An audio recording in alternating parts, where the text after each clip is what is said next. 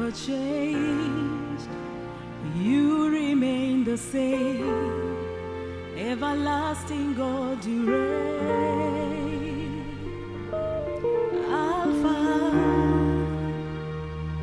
Omega, beginning and the end. That's just who you are. Oh God,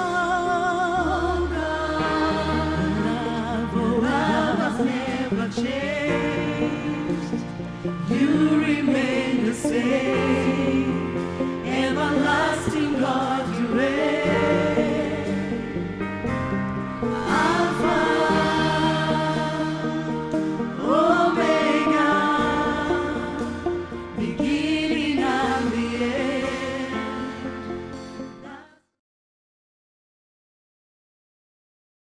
Welcome to our devotion today. I am so happy and delighted to be able to share the word of God to you. And our word comes from the book of Philippians, chapter 2, from verses 12 to 16. Philippians chapter 2, from verses 12 to 16. I begin to read. Therefore, my beloved, as you have always obeyed, not as in my presence only, but now much more in my absence, work out your own salvation with fear and trembling. For it is God who works in you both to will and to do for his good pleasure. Do all things without complaining and disputing, that you may become blameless and harmless children of God without fault in the midst of a crooked and perverse generation, among whom you shine as lights in the world, holding fast the word of life, so that I may rejoice in the day of Christ, that I have not run in vain or labored in vain. Today I want to remind us that we are to shine for Jesus. That is our core business on the planet. And when I say shine for Jesus, I mean glorify God. What does Paul begin by telling us in verse 12? He says, work out your own salvation with fear and trembling. If you have received Christ as Lord and Savior, salvation is free. Salvation is a free gift you receive from God, right? But now, working out your salvation, sanctification is a process, and it requires you to die to self. It requires you to live in obedience to God's word. It requires you to shun the world and pursue God. And what does Paul continue to tell us? He says, for it is God who works in you both to will and to do for his great pleasure. So Paul is even assuring the Philippian church that as much as you're working out your salvation with fear and trembling, God is guiding you. He says that it is God in you who is willing and acting in you for his good pleasure. What a reassurance.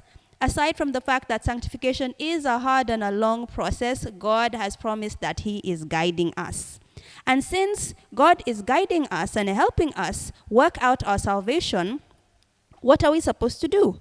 Paul says, therefore, do all things without complaining and grumbling.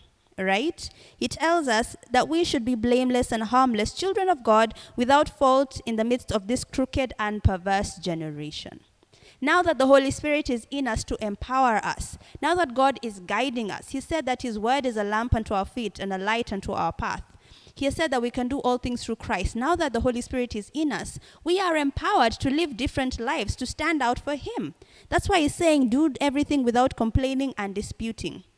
I think the world, when something goes wrong, the first instinct is to complain, it is to gripe, it is to whine. It is just to lament about the status of the country, our politics, the poverty levels, the COVID situation.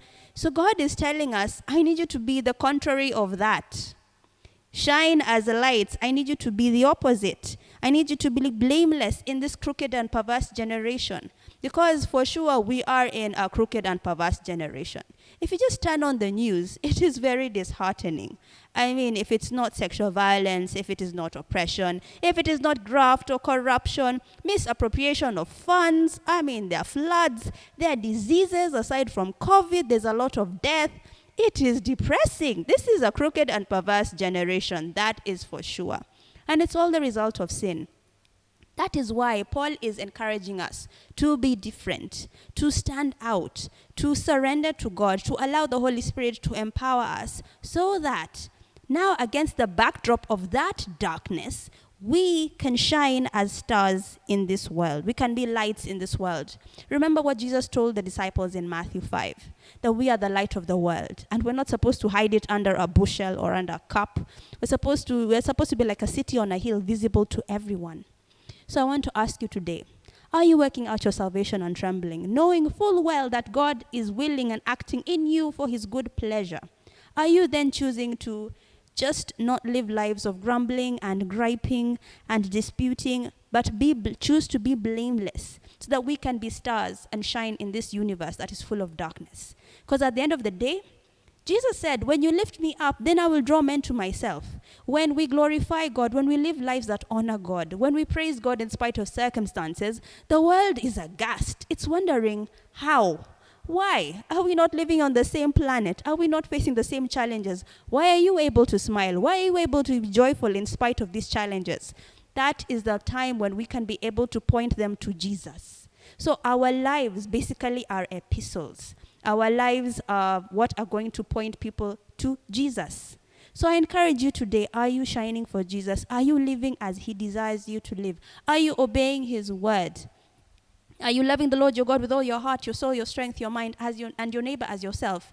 That is a cardinal commandment. That is all God requires of us. Why? Because when we live our lives in light of that, then we bring all the glory to God. And when God is glorified, he draws everyone to himself.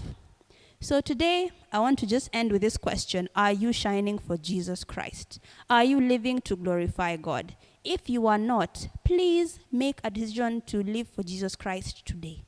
That is what we found is the summary of all this. So that we are supposed to do all of this.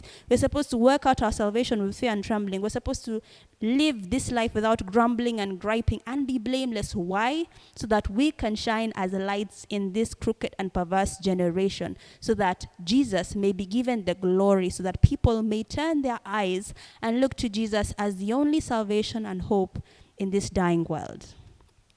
Thank you so much. Let us end with a word of prayer. Jesus, I want to thank you because you are an awesome God.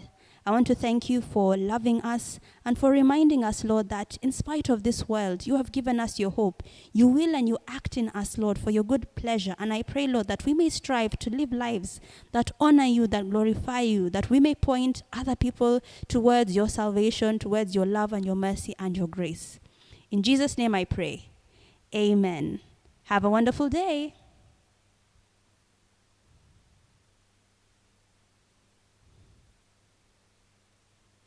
That says, forget not